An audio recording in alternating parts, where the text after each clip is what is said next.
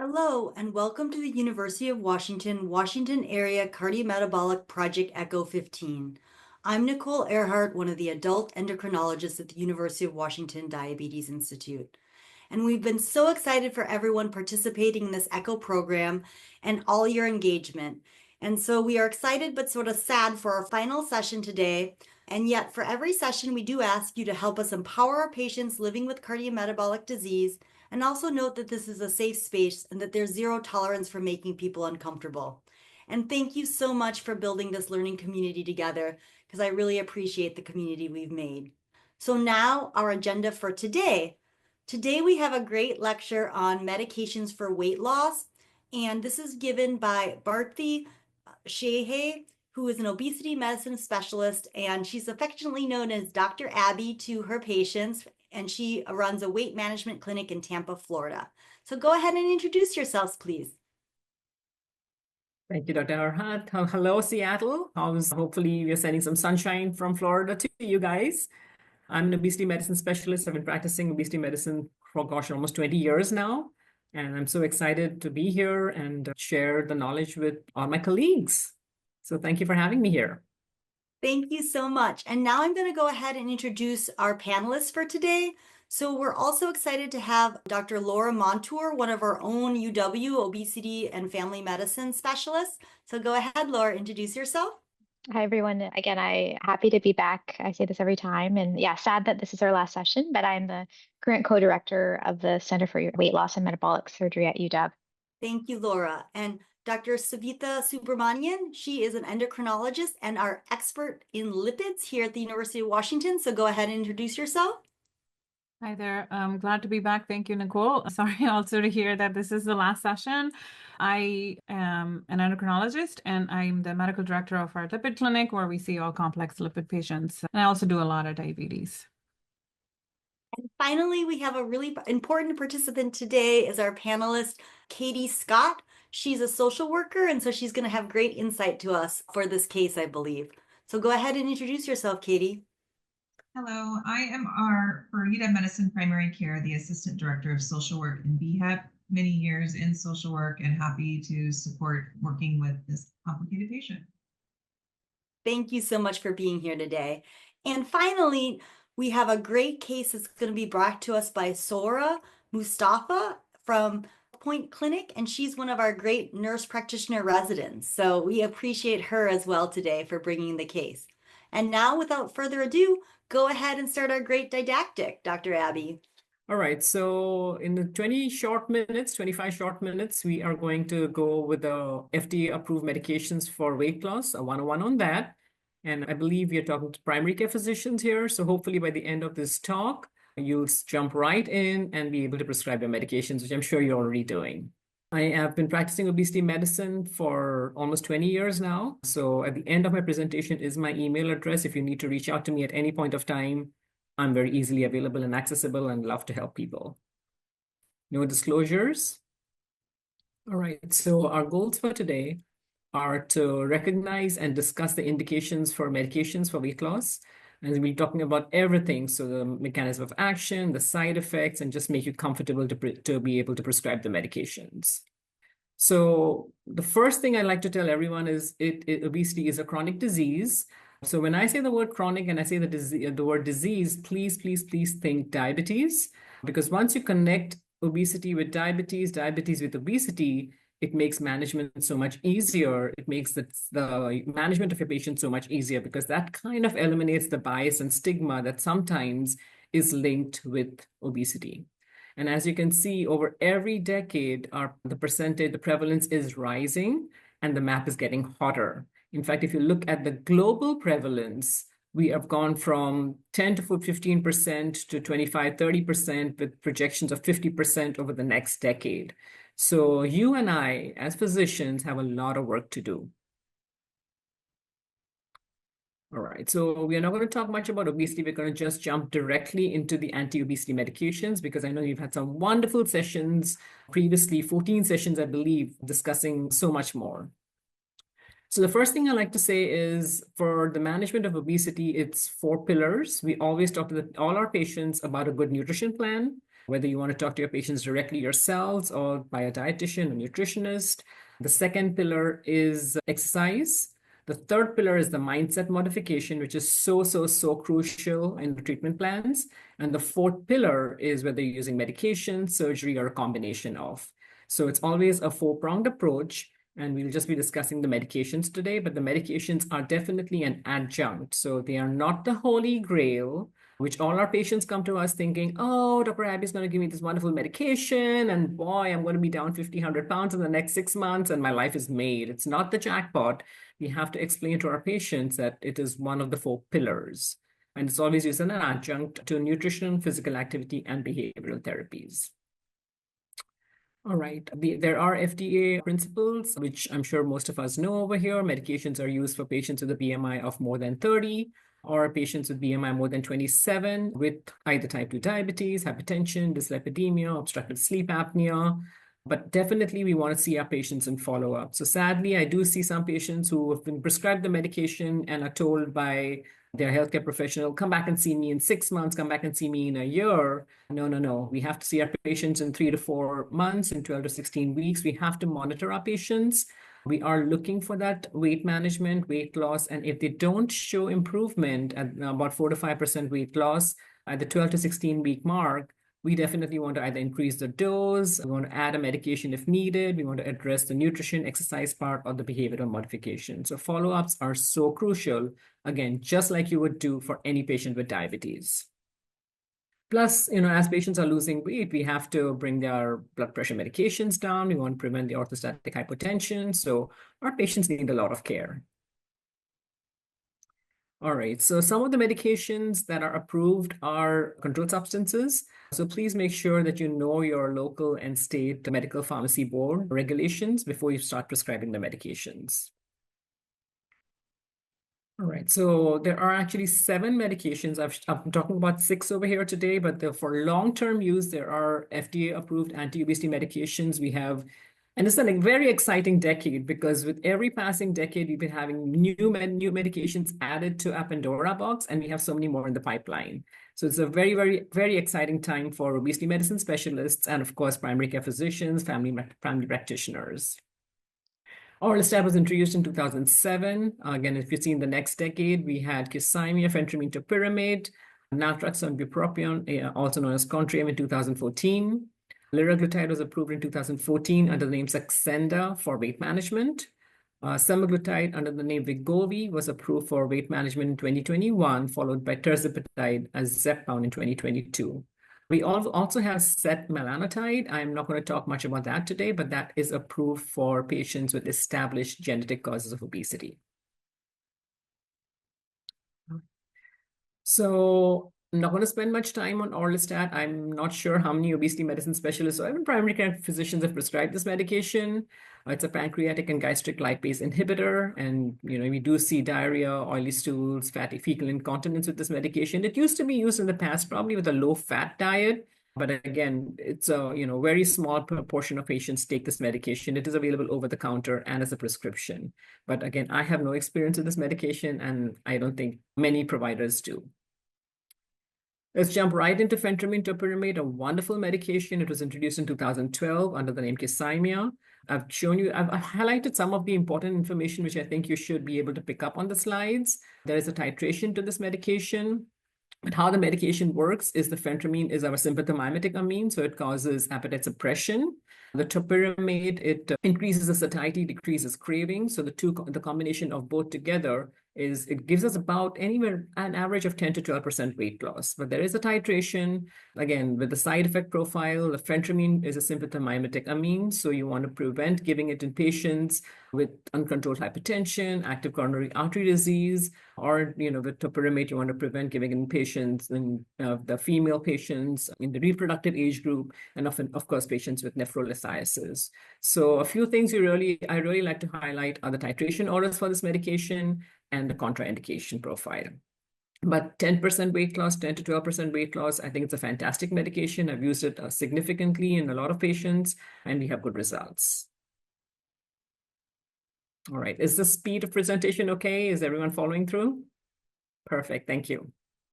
2014 came naltrexone bupropion, also known as Contrave. Again, I've given you the titration profile here. It is, if you get the slides, you will see that highlighted. This medication is a wonderful medication. We see about anywhere from 5 to 10% weight loss with this medication.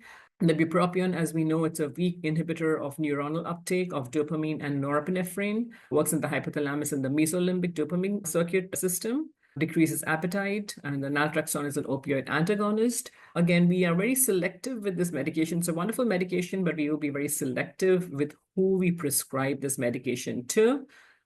In my slides, I've also included the trials, which you might want to look, the name of the trials, if you want to read them, which gives us the efficacy of the medications. The most important thing I like to highlight about this medication is the boxed warning. There is an increased risk of suicidal ideation and of behavior problems in children, adolescents, and young adults. So we definitely need to follow up with our patients pretty closely. It is contraindicated in patients with uncontrolled hypertension, seizure disorder. So again, a patient, if you think has mild depression, definitely is trying to work on smoking cessation, this would be a good medication for those kind of patients. All right, let's jump right into our GLP-1 agonists. Again, we've been very successful with these medications. We've had liraglutide in the market for almost a decade now, followed by semaglutide, and then the GLP-1 GIP, which we will talk about both of them. So the GLP-1 is basically an incretin hormone produced by the small intestinal K cells. All of us have the GLP-1 in our body. Basically, it has a job to do. It goes to the hypothalamus and tells us we are less hungry, goes to the stomach and increases satiety. So that's how the medication works. Our GLP-1, basically the incretin hormone in our body, gets destroyed within 2 minutes. But of course, when we inject the medication, it lasts in the body for a week, and it's constantly telling us appetite suppression, increased satiety, and hence patients have an easier time following through with the nutrition plan. And again, if they follow through with the exercise plan, excellent results. We are seeing anywhere from 15 to 20% weight loss with these medications. Definitely, you want to ask the patient about their thyroid history. It's contraindicated in patients with a personal or family history of the MEN2 syndrome, and patients with diabetic paresis, gastroparesis. You want to be careful.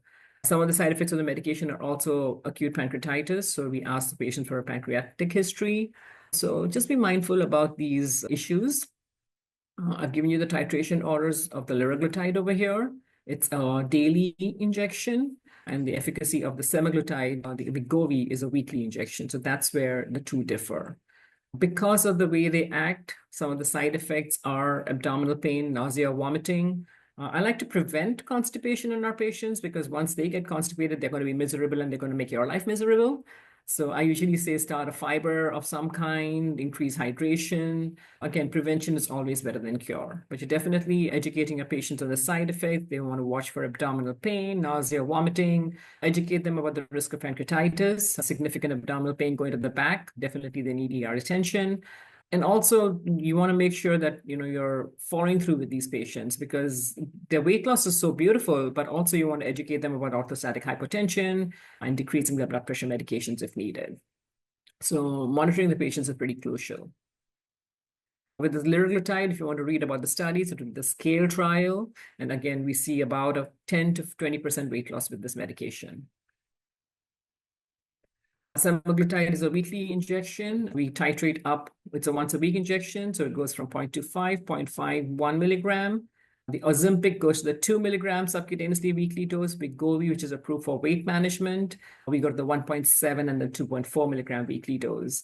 In general, we really do not need to go up to the highest dose right away. If your patients are having great efficacy at the 1 milligram dose, you can keep them at that dose and monitor their results. And again, I usually like to save the higher doses for if needed, as needed, when needed. You don't have to hustle through the titration doses pretty quickly. But again, the same thing, you're giving the patient a nutrition plan, an exercise plan, and educating them. I think education is pretty key. If you explain to the patient how the medication works, explain to the patient about what side effects to look for, the abdominal pain, nausea, vomiting, risk of pancreatitis, prevention of constipation, then the patients are going to be happy and with the results, and then you're going to be happy too. All right. So again, with semaglutide, we have the STEP trials, if you're looking to read about the studies, and of course the SELECT trial, which was done in patients with pre-existing cardiovascular disease and overweight or obesity, but without diabetes. So it showed us a 20% MACE reduction. So this is why, again, as obesity medicine specialists and of course primary care and family practitioners, we need to know that Wegovy is not just approved for obesity treatment, but it also reduces the risk of cardiovascular death, heart attack, and strokes in adults with cardiovascular disease in non-diabetic patients. Also, the last thing with Wegovy I'd like to highlight is it is approved for individuals 12 years and older, which Zepbound is not. So if you have a patient, a child struggling with obesity, and you've ruled out the genetic disorders, then liraglutide and semaglutide, Wegovy are available to us. With semaglutide, we do see 15 to 20% weight loss. So, in the past, again, if you look at our phentermine days from 1960s, 1970s, when you had the comprehensive lifestyle intervention, the nutrition, the exercise piece, and then any of our older medications, which we will talk about, we used to see anywhere from a 5 to 10% weight loss. And of course, we definitely see benefits from that too. But with these newer medications, the liraglutide, semaglutide, we see a 15 to 20% weight loss. And definitely, it's a great, great, great tool in our Pandora box. All right, let's jump to tirzepatide. This is a GLP-1 R agonist plus a GIP. So besides the GLP-1 part, it's also facilitating the release of insulin from the pancreas, and it's improving our glucose metabolism. The titration orders are in red over here. So we go up from 2.5 to 5 to 7.5 milligrams, 10, 12.5, and 15 milligrams subcutaneously once a week injections, titration orders every 4 weeks. But again, fantastic results with this medication. If you're interested in looking at the trials, definitely you want to read the Sermont trials with this medication. The few things I like to highlight about tirzepatide is, again, if for our younger female patients, you definitely, besides talking about the side effects of abdominal pain, nausea, vomiting, pancreatitis, you definitely want to talk about this. It could decrease the efficacy of the oral hormonal contraception due to changes in the gastric emptying. So remember, it's slowing your gut down. So your oral hormonal contraception could be less efficacious. So if you want to switch them to a non-oral contraceptive, that's going to help your patients big time. Or you want to encourage your patients to use a barrier contraception with every dose escalation. But please remember this, I think it's a very important thing to remember with tirzepatide. All right. So, and again, we see with tirzepatide, if you read about the Sermon trials, we're seeing a 20 to 25% weight loss. So we are approaching the results of bariatric surgical patients. And that's why these medications are so exciting for us and our patients. All right, so we've talked about the FDA-approved medications for long-term use. Short-term use medications, we've had them, gosh, in the market since the 1960s. Phentermine, phendimetrazine, most of them work, and they're sympathomimetic amines, so they work in the hypothalamus. They are making patients less hungry. Typically, short-term use, we say 3 months and stop. In some states, they are used for slightly longer duration, but the most efficacy we see with these medications is the short-term use, and really we should be stopping them after that. And orlistat is definitely used for long-term, but not used too often. All right, how much time do we have, Dr. E? As much as you need. You're doing great, though, for time-wise. All right, thank you. All right, so I'm not going to spend time talking about each one of these because most of them are sympathomimetic amines. They all work the same way. Phentermine, it comes in 3 doses. We have the 8 milligram Lamira for patients who don't tolerate the higher doses. And then you have the 15, 30 milligram capsules, and then the 37.5 milligram tablets. It's a long-acting once-a-day dosing, but again, it helps with appetite suppression. So patients have an easier time with the nutrition part, the exercise part, and great results with these medications. So you combine it with the comprehensive lifestyle intervention, you could see 5 to 10% weight loss with these medications. I think, and again, we use combinations too. So sometimes if patients are struggling with liraglutide or semaglutide for a short period of time and they reach a plateau and you want to add this short term, definitely combinations work very well for our patients. But contraindications of this patient, since it's a sympathomimetic amine in patients who have uncontrolled hypertension, active coronary artery disease, you want to prevent this medication. Common side effects would be our dry mouth, constipation, insomnia, hyper irritability, edginess. So you want to kind of talk to your patients ahead of time, prepare them. Diethylpropion, phendimetrazine, this is a controlled substance 3. I call it a cousin of the phentermine. but they all are symptomatic amines, suppressants, and they work fantastic short term. All right. So we've already talked about this. You want to avoid your symptomatics in pregnant patients who are anticipating pregnancy. We have a slide about about patients trying to get pregnant later, but you want to not use the medication in patients with uncontrolled hypertension, symptomatic coronary artery disease, hyperthyroidism, closed angle glaucoma, severe anxiety. We see this very often in our patients. They are like, their anxiety sometimes goes off the charts. So you want to continue discontinuing them in these patients. We're not going to talk about the off-label uses, so let's skip that slide. So special populations, again, we've already talked about this, but in patients with depression or thinking about smoking cessation, bupropion, naltrexone, Contrave would be a great choice. In patients with diabetes, definitely think metformin, GLP-1 agonists, great choices for those medications. Patients with premenstrual carb cravings, spironolactone would be a choice for them. Binge eating disorder, lisdexamfetamine. I always stumble with that word, but that's a great choice. And with patients with night eating syndrome, you have your sertraline, citalopram, escitalopram. So again, you're looking at patients and trying to get the medications along with what they're struggling with. Pediatric populations, I've touched base on this. Setmelanotide would be for patients with proven genetic disorders of obesity. Liraglutide and semaglutide are approved for patients in greater than 12 years of age, as is orlistat, and phentermine is approved for patients more than 16 years of age. Geriatric population, again, none of the previous studies have been done in patients more than 65 years of age, but now so many of our patients are living till 85, 90, 95, so these medications are safe. But again, please monitor your patients, more so for the comorbidities also. And in pregnancy, I would like to highlight this, especially with the newer medications. We already talked about oral contraception and the tirzepatide, but if patients are planning on getting pregnant, we really don't have much information, and we do say that you should try and discontinue the medication 2 to 3 months ahead of time. So you want to keep an eye on, especially on your younger patients. Okay. All right, contraindications. Since topiramate can cause a little mental fogginess, you want to try and avoid it in patients especially the elderly patients who have depression, brain fog. You want to avoid that medication. Definitely avoid in patients with history of nephrolithiasis. Patients with uncontrolled hypertension, you want to avoid the phentermine components, glucosamine. You want to be very skeptical about that medication. And of course, with the liraglutide, semaglutide, tirzepatide, be careful in patients with diabetic gastroparesis. So again, education and monitoring your patients is so crucial.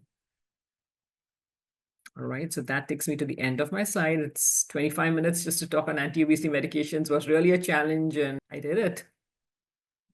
Thank you so much for that great discussion and just overview. So I'm going to ask the question that comes up, I think, most commonly, and just start our discussion off with, in people whose weight loss medications aren't covered, what is your go-to drug and how do you talk to them about it? Again, it really depends. The first thing, of course, in all our patient management is a good history, right? And what are the patient's goals? What are the patient's comorbidities? So again, if a patient has a history of smoking, is trying for smoking cessation, is got a history of depression, you just a selected number of patients, you might go for the Contrave. But otherwise, I will admit, this, that patients are coming to you saying, I want Wegovy, I want Zepbound. This is what I'm hearing from the patients. So as long as there's no contraindication, I usually like phentermine, topiramate. It's a great medication as long as the patient doesn't have any contraindications. You see a 10 to 15% weight loss, and then monitor the patients for 3 to 6 months. And if they reach a plateau, if they're not getting any progress, you can switch them to Wegovy or Zepbound based on their coverage. But again, patients are coming to us with the same one question. I want the Wegovy, I want the Zepbound. Yeah. And there are now cash pay cut prices for both the tirzepatide and some glutide that are still very, very cost prohibitive to many people, but are potentially a little more cost effective than they were, let's say, 2 months ago. Correct. And now with the FDA removing them from the shortage list, I know most of us do not do the compounding preparations, but that's going to be a big issue at this point of time too, because some patients have taken the compounded preparations and they will not be allowed at this point of time. So we need to know the cash pay pricing for our patients. We need to try and get them covered for insurance coverage. So there's a lot of work for all of us to do. Yes, definitely. And a lot of times for phentermine products, which I use, the GoodRx does have a coupon that makes it a little more Right. affordable. Just to throw that out there as well. There was a question about, and I think this probably goes to all medications, the potential for weight regain after, but it was noted specifically for phentermine since it's for short term, but it's a chronic Right. disease. How do you use phentermine in these patients then? So again, there are some states which regulate the medication to 3 months. So like I said, I think I always tell my patients the foundation of this building is your comprehensive lifestyle intervention, right? So your nutrition, exercise, mindset has to be in place. And then from there, yes, with the phentermine, we could get a 5 to 10% weight loss. And sometimes we'll use it cyclically. So if you have to stop the medication at the 3 month mark, then you can resume it at a later date. There are some states where it can be used for longer than 3 months, and we will keep patients on it. Some patients use it for the maintenance of weight loss too. They might take it periodically. So it's a very nice medication. I call it my good old faithful. And I've had a lot of tremendous success with this medication. Yes, I think a lot of us individualize it to the patient and use it chronically, and there is retrospective data that there is safe Correct. over the long term. And then also cyclically, if patients want to minimize their medication with like a set if you regain this amount of weight. Dr. Montour, are there obesity specialists? Any insight or anything about that? No, I think it was a nice, I think, slide that Dr. Abby had just about the, what other special populations, and it really Mhm. kind of is an art, like, individualizing it to the patient and their needs. So I just wanted to comment that I really appreciated that slide. I also like the reminder about the slowing of the gastric emptying and contraception. Thank you for reminding us of that. We are hearing, the Ozempic baby. So, and the other thing they wanted you to comment on before we move to our cases, they really like that 4 pillars. Could you go over that one more time for our group? Correct. So the comprehensive lifestyle intervention is the nutrition part, the exercise part, and the behavior modification. And I think the more we educate our patients on this, especially the behavior modification part, it really helps with patients not only losing weight, but also trying to keep it down long term. I use a lot of what I call cognitive behavioral therapy, CBT. And the more patients recognize what they are doing, the more you empower them with those tools, the easier it is for them not just to lose weight, but also keep it off long term. Great points there. And we're going to say take it away now for our great case presentation. So we'll go ahead and share the slides for that and take it away. Hi, I'm Sarah Mustafa. I'm one of the nurse practitioner residents at HealthPoint. For my case today, I'm presenting regarding an 18-year-old patient who came in to establish visit with me. She really doesn't have any significant medical history. She came in regarding weight gain concerns. So she reports that her weight has fluctuated over time. In December 2023, her weight was 160 pounds. She gained approximately 17 pounds in the following month. A little bit of background regarding her diet and exercise. The patient was working with a nutritionist in the past, and she maintains a pretty active workout routine, at school, and she also dances culturally, but she often struggles with weight loss. A couple personal milestones that she shared with me.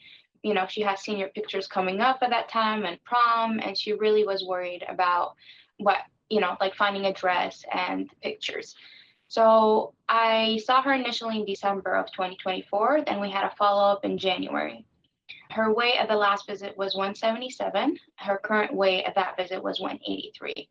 She did acknowledge that during the holidays, she wasn't as physically active. She had winter break, and she also struggled with the colder weather. And in the last visit, the initial visit we had, her mother was present in the room, and there was a discussion about Ozempic.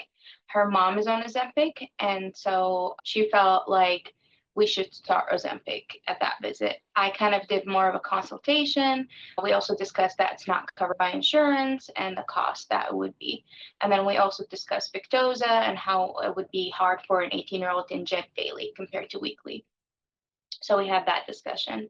Patient is now following up with a nutritionist, and my second visit with her, her mom wasn't present in the room, and so I kind of discussed what is going on specifically and how are you feeling. She's like, I feel like I'm pressured a lot between my mom and social media and friends. I have a lot of friends who are starting Ozempic or taking their parents Ozempic.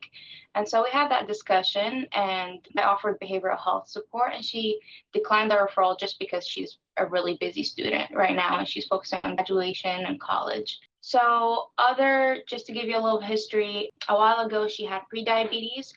It was 5.9, but on our initial visit, her A1C was 5.3. So there's no concerns there. We did a bunch of labs. Her thyroid was in normal function. She has no history of anemia, no significant family history from what she shared. She is in the 12th grade. She's a student. She works part-time as well. Her height is 5 foot, weight 183. Her vital signs are usually within normal limits. Her blood pressure was a little bit elevated that visit, but she said, I'm just really nervous. And her thyroid within normal limit. I'm not sure if I mentioned that. So for the provider concerns, if we could go up, I think what I'm struggling with, and I wasn't sure if it was as a new provider or not, is just the conversation regarding Ozempic that's coming up, especially with social media and pressure from family or friends. And I have been having a lot of patients, especially younger patients, who coming in to start on Ozempic, and there is no other medical diagnosis. We even talked about ruling out PCOS for menstrual cycles within normal limits. So pressure from mom was one of the things we kind of discussed. There's also that insurance coverage, medication options to kind of provide her with different options if we can, like even oral medications. We also talked about starting to see the patient alone and without her mom present in the room because she is 18, so she could have that, safe space to discuss. And also that social media influence, especially on TikTok, that she's seeing a lot of people starting on Ozempic. So that's my case. What a great discussion that is. Does anyone have any clarifying questions for our speaker? Yeah, I would just like to know, like, who's in the home. I guess who does she live with, and what is the dynamic there? Yeah, she lives with mom and dad, and she has 2 siblings. Mom and dad work a lot, and she does take care of her siblings. So sometimes when parents are working on the weekend, she does watch them.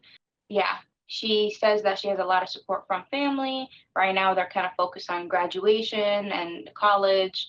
And sorry, there was a little thing I wrote the case about her diet that we could see later. But yeah, they eat together for dinner as a family. And then my other question is her preference right now no medication, or if cost wasn't an issue, what is her overall preference? Do you get a sense of that, or is she still deciding that? I got a sense last time that she's still deciding that because of the cost. Like if Ozempic, I could have offered it the first visit and it would have been covered by insurance, would definitely have started on it. But there is that component of feeling like she has to please her mom, if I could quote her. So it's really hard because I feel like between the 2 visits, it was like, I want to start Ozempic versus my mom's not here. I hate the idea of injecting myself.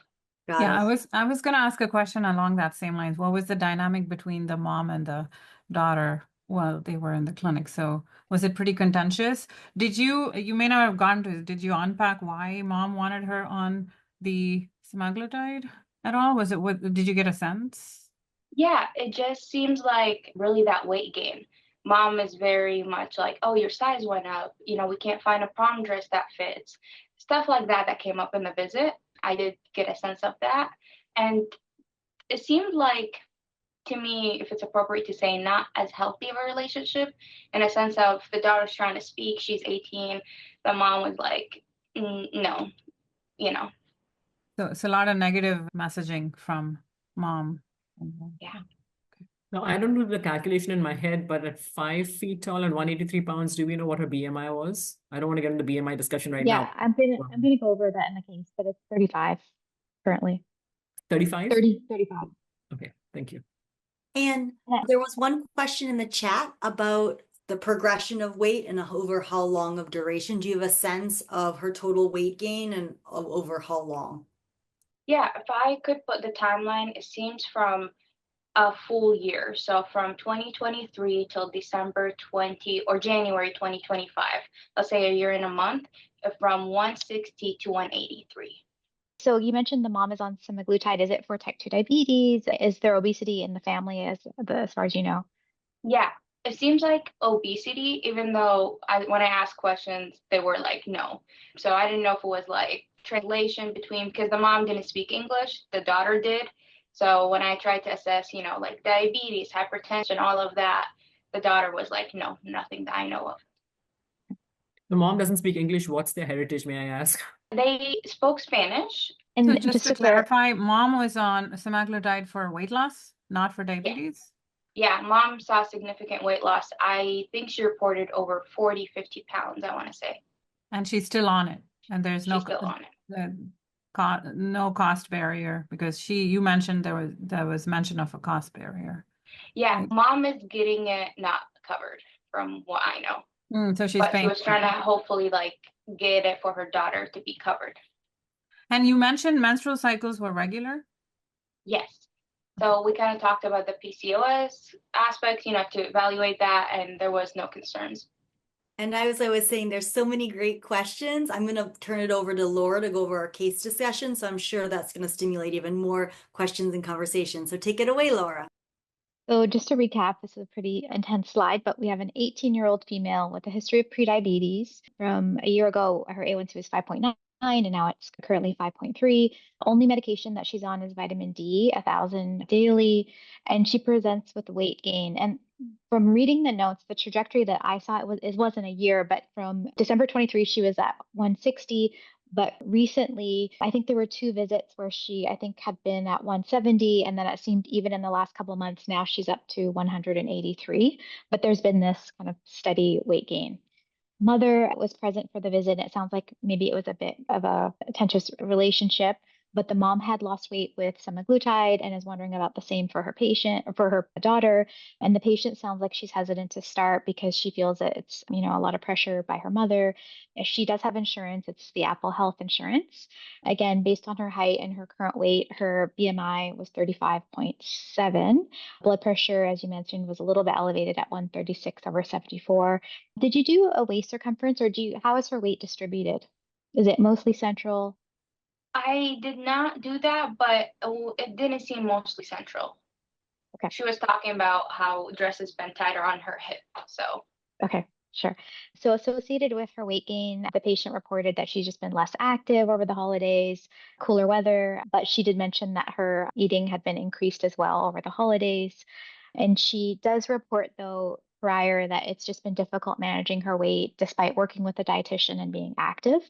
And it sounds like the goal or rationale behind starting the semaglutide was to manage weight for prom and senior pictures. And just to recap some of the data that you collected, her PHQ-2 was 0. The labs, as you mentioned, have you done lipids at all, or even from previously? Was there any lipid panel done? there was none. I only had about basically 2 visits with her. I have a follow-up in April, and we were going to do the additional Maybe labs. do a little bit more. But there isn't a lipid panel, but we've got the glucose, and I don't think it's fasting necessarily, but glucose was 83, A1C 5.3, and as you mentioned, thyroid's normal, and no anemia.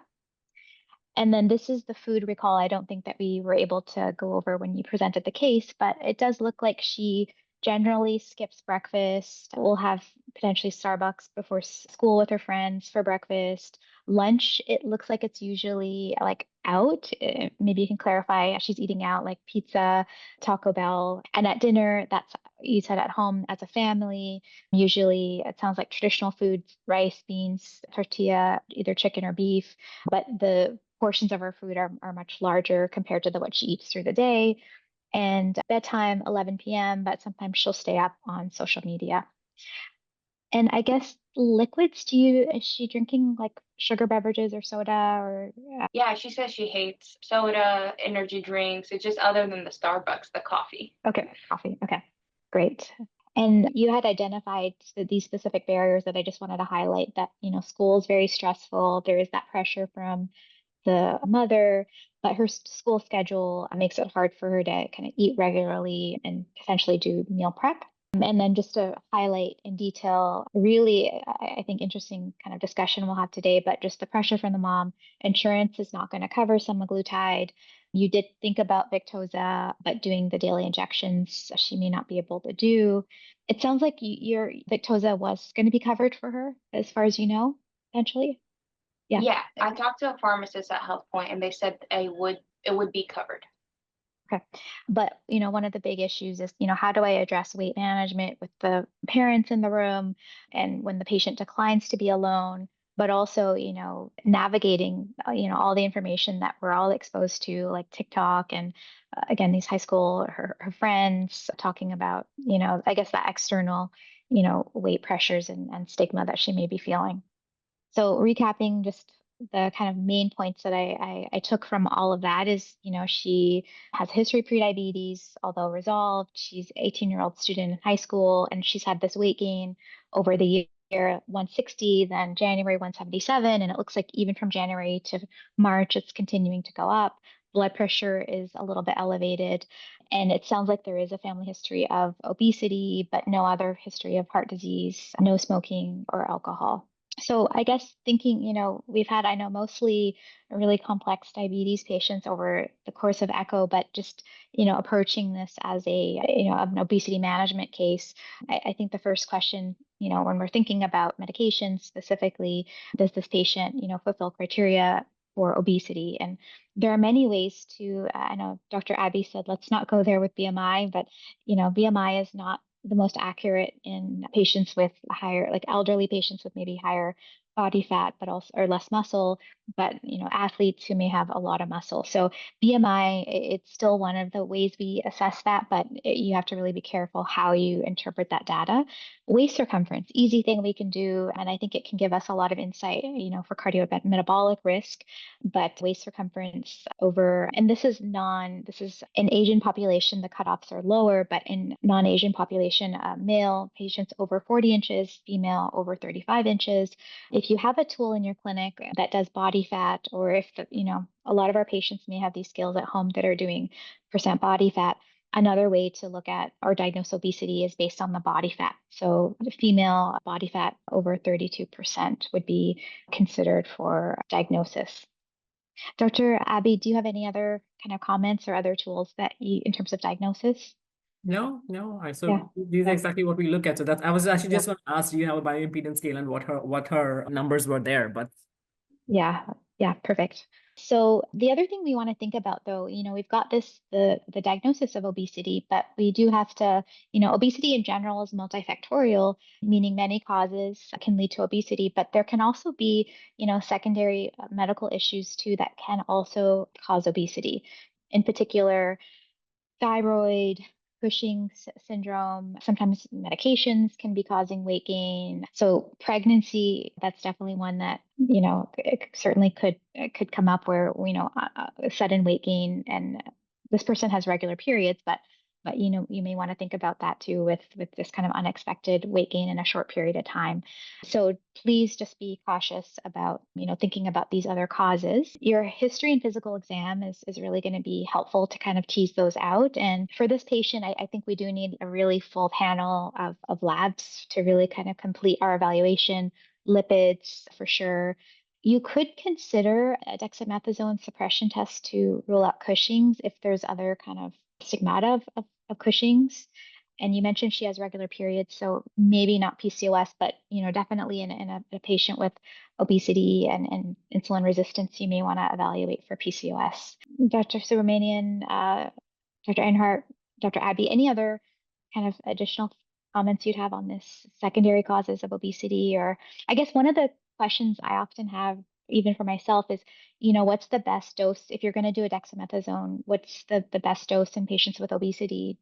Dr. Subramanian, do you use 1, or is 1 milligram adequate, or 2 milligrams? I think you can start with a 1 milligram dexamethasone suppression test and do a dex level. That is something that gets missed. So if you do a dexamethasone level, along with the test, if the levels have gotten adequate to interpret the 8 a.m. cortisol level. So I agree. And I agree that we often get questions about secondary causes of obesity. And 20 years later, I wish I had more things I could evaluate people more for. I wish we were looking at leptin, ghrelin, adiponectin, CCYK, but we don't have the normal, and they're not even, we don't have any targeted therapies really for them. And so I think we're still learning about all the different pathways.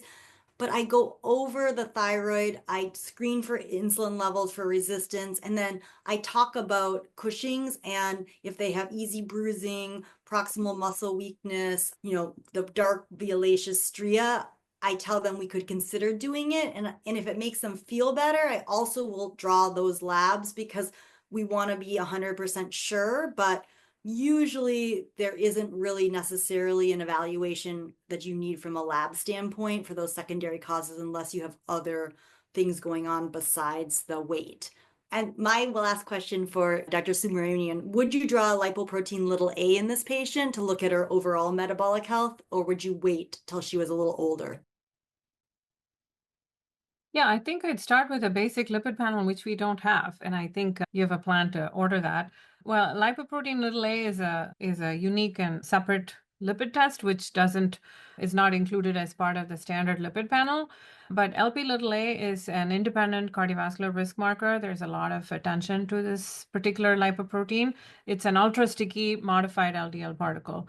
So as I said, most people don't check it as part of the standard lipid panel, but there's a push towards everyone getting an LP little a level at least once in their lifetime, because if you have very high LP little a levels, it's usually genetic and increases cardiovascular risk. Does she need this test right now? I mean, she's 18 and there's no family history of premature or early cardiovascular disease. So probably not needed at this point, but as she gets older and for further cardiovascular risk refinement when she's in her older, like in her premenopausal or menopausal years, is probably okay to do. Yeah, and I just want to make a last comment. Dr. Abby mentioned the setmelanotide and genetic causes, and in particular, I think have your kind of be on the alert for potential genetic causes, especially with extreme hyperphagia, extreme hunger, but also obesity onset before the age of 2. And it doesn't sound like necessarily this patient reports onset of obesity at that young age, but that's when you really may want to evaluate hyperphagia, early onset of obesity. So the next kind of question in my mind, we've got, obesity. It sounds like for this patient, maybe there are not secondary causes, but again, with an examination, if there are stigmata of Cushing's, you may want to order the dexamethasone test. But also the other question in my mind is, now that we have that information, should we consider anti-obesity medication, specifically the semaglutide? Well, based on the obesity guidelines from the American Association of Clinical Endocrinologists, yes, and Dr. Abby had this in her slide, BMI over 27 with comorbidities, BMI over 30 should be considered. So we definitely could be considered. Doesn't mean that we're going to prescribe it, but we could consider anti-obesity medications at this point. Again, that's the criteria for medical therapy right now. And unfortunately, it still relies on BMI, but maybe that will change as we get more specific diagnosis codes for obesity. And then another question that I think is important when we're addressing obesity that I think about every patient is, if we are going to recommend weight management and, maybe use semaglutide, what goal would you recommend? I know it sounds like the patient has a non-scale goal of prom and senior pictures, but, obesity management, the, main goal that generally we all practices is for health. But again, patients may have non-scale health goals as well. But I think this is a really busy slide, but it's taken from the obesity guidelines from the ACE 2016 guidelines. But for this patient who has this history of prediabetes, 10% weight loss would potentially have a reduced risk of diabetes by 80%. So that might be potentially a great target. If her cholesterol lipids are elevated, we may want to recommend between 5 to 15%. Her blood pressure is starting to get a little bit elevated as well. Maybe 5 to 15% would be a good target to address that. She probably needs liver function as well to rule out fatty liver disease. But if that's present, there may be certain percentages of weight that we may want to target. So I think, again, non-scale goals are really great to have, but I think, when we really want to still have that kind of health focus as well. So I think this is just a great kind of starter point when you're discussing health goals with patients. So, if we are going to recommend weight loss, I would say for her 5 to 10% probably would be beneficial to reduce her blood pressure a bit and prevent diabetes, but we may want to recommend more if there's other comorbidities that we see from the additional lab work. And the question about the pillars, like our non-pharmacologic treatment is just as important as our, pharmaceutical treatment for obesity. So we really want to make sure that we address that. And lifestyle, of course, is part of that. But also, a big part of obesity care is the mental health, in addition to, diet, exercise. So we really want to make sure that, in all patients, we're addressing that. For this patient who is really resistant and really busy, I would like to hear from Catherine if there's any tips she has or ways that you think we could support this patient or engage her, given her limitations. Yeah, I think that I appreciate that kind of talking about a behavioral health referral and where the patient's interest was in that resource. And it sounded like they weren't necessarily either able or ready to take that step. But I think there are some less sort of involved steps that could be taken. And so a couple of the things that I was thinking about are there are some pretty good support group mechanisms where, especially designed for people in that age group, and it sounds like there's a lot of dynamics and factors that could be contributing to the difficulty in the situation. And so that would be one of the things, and I can drop a couple of these in the chat as well. So offering an opportunity to kind of talk about it, the pressures, the stresses, the family stuff, and having an avenue to talk about that, as well as some possible resources related to kind of body image and some of those dynamics and those influences that contribute to that. So there's some brochures as well as websites that I think could be helpful, something for this person to explore. And the last thing that I was thinking just in general is some of those resources that exist, and everything I'm talking about at this point is no cost. And the other thing is things like some of the programs and services that are put on through organizations such as the YMCA, which they do have, scholarships that are available. So you can access those resources at no cost. And they have a lot of different stuff. So fitness types things, but they also have weight and nutrition and other types of supports, including behavioral health supports at some point down the road. That was something they were interested in. So those were a few things that I thought might be helpful. Great, thanks. So, and there's lots of kind of layers to this case. And again, we've assessed the patient, there's obesity, and, potentially the patient would fulfill that criteria for the semaglutide. It sounds like insurance won't cover it. But I think really for this patient in particular, it does sound like there's potentially a lot of issues kind of tied to a weight stigma. So I really wanted to highlight weight stigma, and the next slide, we're going to talk about body image specifically. But it is a, very significant, issue in our society. It causes physical and psychological harm. And when patients are exposed to that stigma, they can internalize it, and then they start having their own self-blame and self-directed weight stigma. And what we know from research in this realm is that it leads to more, depression, anxiety, more social isolation, substance abuse, but metabolically, you get higher inflammation, increased cortisol, increased insulin resistance. So it's very harmful, not only socially and mentally, but physically. There's a lot of metabolic consequences that can happen when we internalize that weight bias. It's prevalent among people of diverse ages and backgrounds. It does undermine public health policies and access to treatment and research. It's not based on science. And when we oversimplify weight loss, in particular as eat less, exercise more, that is an example of weight stigma. And adults and children who experience weight-based stigma are more likely to avoid exercise, engage in unhealthy eating behaviors like binge eating, which will lead to more weight gain over time. And I wonder, kind of that lead into the additional weight gain that the patient's had, where she's, not exercising as much, overeating. Is this part of what she's kind of taking on from the pressure from media and at home?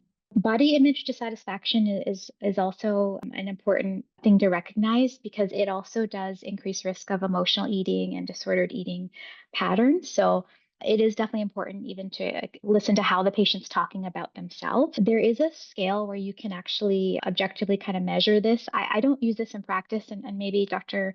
Abby, you can comment on this, but there is a body compassion scale that can be helpful to use. But really just, I think, listen to how that patient is talking about themselves in the visits.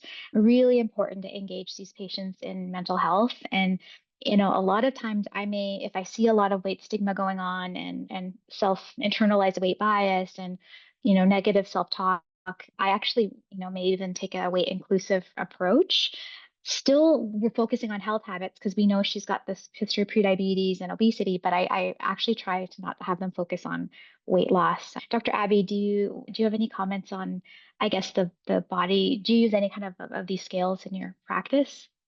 I do not, but I will tell you that there was about a year when I was invited by the Pinellas County schools to come to one of the high school clinics to help with the obesity epidemic over there.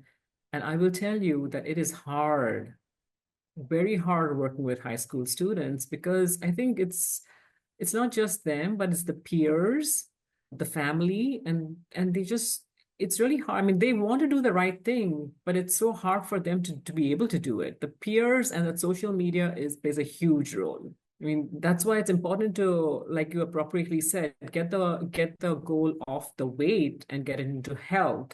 And that you might get a little better buy-in from these patients on that front. Of course, this patient comes in with her mother, but it's very important to understand where the patient is and what are their goals. Binge eating disorder is, again, it could be a consequence of weight stigma, but in general, in patients with obesity, it's very common. There is obviously DSM criteria that I've listed here, but what I want to highlight is that many patients don't often seek treatment for this. So when you are managing patients with obesity, it is something that you should be on the alert for and potentially do screening for. At UW, we use the BED7 questionnaire, which kind of mimics the DSM criteria. Dr. Abby, do you use a certain binge eating scale or do you use the BED7? I use the BED7. BED7, yeah. Yeah. Catherine, are there any specific scales or for binge eating that you're familiar with? I think there are just more general tools and various scales. I think most behavioral health, individuals will have some mechanism, even if it's not a validated scale in which they're assessing that behavior. Yeah. And Dr. Abby mentioned in the slides that Vyvanse is FDA approved for binge eating. However, in head-to-head studies, the cognitive behavioral therapy still is the gold standard, and there's higher remission rates even compared to Vyvanse. And Dr. Abby mentioned some other tools, topiramate and bupropion, naltrexone potentially, but the therapy is still again, gold standard. And there is a general fear that if we engage someone who has binge eating disorder in intensive weight loss, that it's going to exacerbate disordered eating. So many times when you're working with a patient and you're trying to, balance and get them help for that, a lot of the eating disorder clinics, they are not wanting them to engage in any, behaviors that are going to maybe potentially cause weight loss. So it does seem sometimes in our society, it's like one or the other. And that's something I struggle with because again, you don't want the patient necessarily to develop diabetes while they're working in therapy. But some, randomized control trials that we do have don't actually show worse binge eating with intensive behavioral weight loss, but a potentially more kind of graduated approach may be best, but we do need more research in this realm. So again, you don't want to ignore the cardiometabolic risks of obesity, but it's still a pretty important thing that you want to treat. And again, we kind of need some sort of a balance. And just one last thing, many of the medications we have really suppress appetite significantly, which I have found, and I've managed binge eating, over the years. And when patients haven't, maybe they're too busy, they can't engage in therapy. But when they do end up engaging in therapy on medications, they may not be able to fully engage because a lot of that therapy relies on like learning their, own eating signals, hunger. So I feel like anti-obesity treatments with active binge eating can actually impair the therapy that patients are doing. But what I also, and what the literature shows is patients with binge eating compared to none, they may lose a lot more weight in an intensive weight loss program. But if, they don't manage that disordered eating, they may regain all the weight back and then more. So it's just an area you have to be very cautious about. So for the lifestyle intervention, I know we had a great lecture a few weeks ago about the lifestyle management, but we need a long-term plan. Obesity management is long-term. But lifestyle treatment as a pillar, I feel, is the most critical to help and preserve and maintain muscle mass. A lean muscle is very important in our metabolic rate, and metabolism is really the most fragile when we start losing weight. And of course, the more weight we lose, the more we can slow the metabolism. So, in terms of muscle maintenance, we want to make sure that patients are getting adequate protein and, of course, exercise. But in the lifestyle piece, I would just say support is really, really important. So engaging, nutrition, potentially a physical therapist, health coach, trainer, maybe sleep medicine.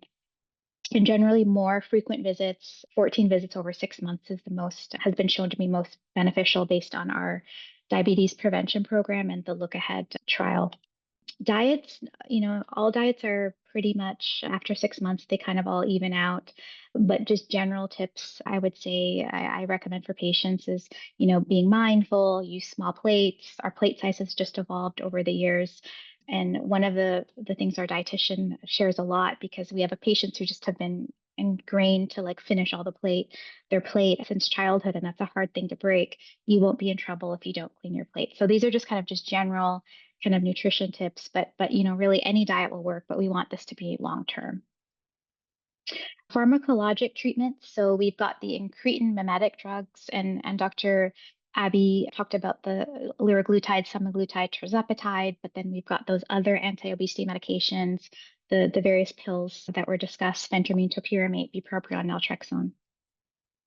In terms of her insurance coverage, so Apple Health will cover semaglutide based on the select trials that Dr. Abby mentioned for cardiovascular disease. They will cover Wegovy, the brand, for patients who've had established cardiovascular disease. However, outside of that, they won't cover Wegovy for weight loss. And a lot of the brands for diabetes, so Ozempic, Mounjaro, those medications, they're not going to be covered unless the patient has type 2 diabetes, unfortunately. And then Apple Health will cover tirzepatide. It's now indicated for moderate to severe sleep apnea. So I think definitely you may want to do a stop bang for this patient and refer her to sleep medicine because she may potentially qualify based on sleep apnea if it's moderate to severe. The Apple Health will cover bupropion, naltrexone, topiramate, metformin. It won't cover phentermine, but with coupons, as you've heard, it can be very inexpensive potentially. And then Dr. Earhart has included this using dulaglutide for binge eating episode. I don't know how large this trial specifically was. If you want to comment, Nicole. Yeah, I would just say that this is a small pilot study with less than 10 people, but there is growing evidence because of the craving that it decreases, that it could be a tool for binge eating. And there was a nice review article that just came up in the Journal of Clinical Translational Endocrinology just this February that sort of summarizes it. And so I will put that in the follow-up email given time, but it was a nice summary of the pathophys and then the literature available for it. Perfect. And then just kind of, thinking about all the things we've talked about and when we're, individualizing a management. So again, we've got the obesity, the disease, the health risk of the, excess adipose tissue. And again, we can assess, do the, genetic testing labs, but we also have this, section that we need to, think about, is this the patient's, use your trans-theoretical model of change. Is the patient ready for change? Or is their body image dissatisfaction, internalized weight bias, emotional drivers to eat? So we do have to, I think that's a big piece that it sounds like this patient, we need to really give her more support. But of course, we've got that economic burden, insurance limitations, etc. So my thoughts pharmacologically is that I would likely avoid starting treatment until we evaluate for binge eating specifically, but I also think we need to evaluate her further for comorbidities, sleep apnea, lipids, LFTs, because I think whatever comorbidities may be existing could impact what treatment we choose. Again, tirzepatide may be, helpful for sleep apnea.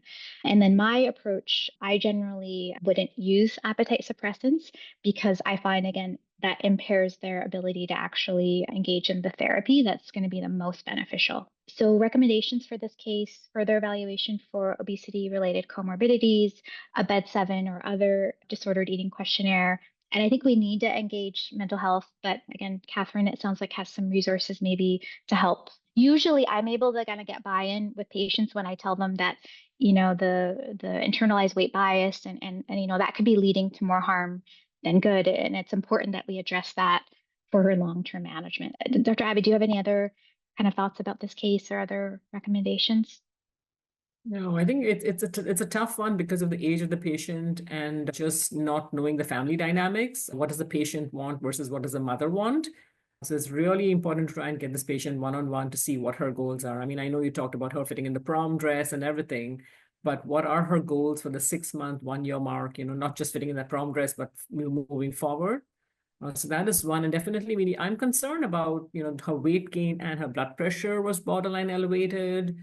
Her hemoglobin A1C was at 5.9 when she started. So again, having the discussions about, where that can lead in the future. Again, that's the cognitive behavioral therapy part of it, to educate the patient and kind of help her make the decision to the fact that, she has this goal at a 6-month mark, 1-year mark. The buy-in from the patient is most crucial. So you're on the right track with, assess the comorbidities, but patient is always on the center of the hub. And I think you need to get their buy-in as to what their goal is for the 1-year mark. And that's going to help us move forward. I always tell the patient I have 2 goals for them, because patients come to your clinic with, I want to lose 50 pounds, 100 pounds, 150 pounds, right? So I will tell them, I have 2 goals for you, your goal and my goal, and we respect both goals. So I pencil their goals in, okay, patient wants to lose 100 pounds, and then I put down like a 10% weight loss, and I tell them, I respect your goal, I'm just breaking it down into smaller goals. So that way the patient knows that you are respecting their goals, you are breaking it into smaller goals, because we know that by the time the patient loses 10, 15, 20% of the weight, even the patients are like, hey, I'm feeling great out here. I really don't need to pursue that 100 pound, but you have to, always the patient is at the hub of this equation. Great point. I was thinking about this in terms of her setting small goals, like, over 6 months, and then also setting like, if she gains more than this amount, then maybe having a rediscussion about like, since what is covered is the daily injection, but as a time thing. So, committing to it if we do decide to start it for 6 to 9 months, because that's where you see the majority of the weight loss, and then allowing her permission to take, hiatuses from it if needed be, but like letting her set those goals and also the criteria for maybe reconsidering it, so it becomes, her choice or whatever. I don't know what you guys' thoughts about that are, but that's how I was sort of picturing it when I was thinking about this difficult situation with the mom dynamic, honestly. Yeah, I would think, if her lipids do show elevated triglycerides, waist circumference over 35, like I may think about metformin. I find that's the most neutral when it comes to these, more insulin resistant patients with disordered, eating patterns or with body image dissatisfaction. I feel like it's not so intrusive to affect their, normal cues to eat, but I feel it is obviously going to help hopefully prevent diabetes while she's working on therapy. Like I had a patient just yesterday, 17-year-old, and diagnosed binge eating, but didn't tolerate Vyvanse. And the mom's just wanting to put off on therapy. And, it's a lot of pressure. Like I just want him, and he's gotten covered. She's going to go on Zepbound, but, I still didn't prescribe it because I just told the mom that, the best way for this patient to, get in remission is to engage in the therapy. And if I take away all those cues, it's going to be hard to engage. But I still have close follow-up. I'm not just abandoning them like, follow up in a year. I said, let's check in 3 months. Let like get going, a few sessions because, maybe he'll be ready at that time to, eating more regularly, that we could add something. Oh, I absolutely love metformin. I think it's a wonderful medication in our toolkit. And I just was a little hesitant because we're like not talking about off-label use of medications here, but I would definitely put her on metformin for sure. Great discussion. And I think this again as a great summary case, because what it does is it again highlights the need to individualize the treatment based on the patient. And that truly what is our patient physician partnership. And hopefully we've learned a lot during these sessions. So I'll say this ends session 15 of the Cardiometabolic Echo.